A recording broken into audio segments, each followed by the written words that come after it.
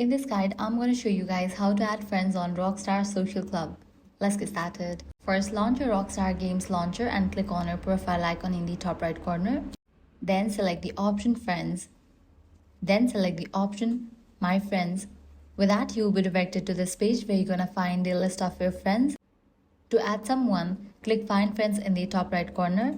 You will have a few different options. You can import friends from other networks, send an invitation by email, or search for a specific Rockstar member. To search for a friend, click Find Rockstar Members and enter their Rockstar username. Once you find the correct account, click three dots next to the username and select Add Friend. Then click Send to send the friend request. To check your request, go back to your friends section and look under your pending request. Once your friend accepts the request, you'll be able to invite them to games, join their lobby, and play together in GTA Online or Red Dead Online. And that's it. If this guide helped you out, do not forget to like, share, and subscribe.